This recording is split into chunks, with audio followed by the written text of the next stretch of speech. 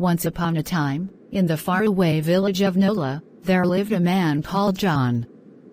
John was a teacher and farmer. He usually goes to the school every morning after closing date. He will go to the farm. In the dry season, he usually sold some of his farm produce after harvesting. One early morning, after morning prayer, he gathered some of his farm produce to go to the market, because the market is very far to Nola village. John's wife, Joy, was pregnant and she always asked him to buy her bread and butter. He teased her that when the baby comes, she will be named Bread and Butter. The entire family always laughed at this joke. John bid his wife farewell and went off with his load. This time around, his load was very heavy, so he decided to get someone to help him. My husband go well.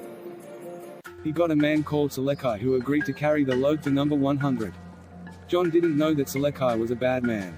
John needed to get his goods back from Selekai, but he kept pretending that he was deaf and dumb.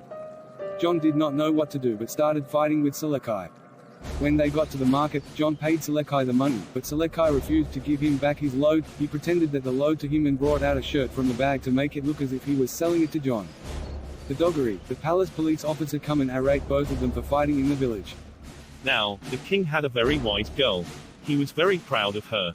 When the case was brought before the king, he was confused because Selekai was pretending to be deaf and dumb and John was complaining seriously that the load belonged to him.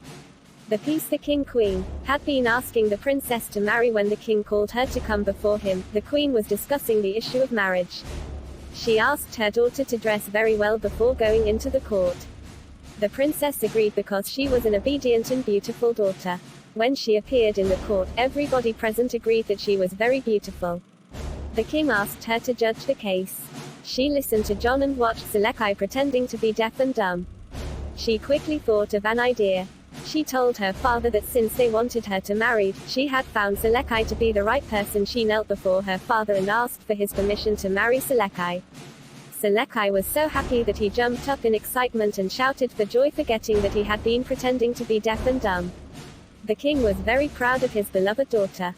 He said she had proved to him that she could rule the kingdom well after he had died. Indeed, he was very happy with her.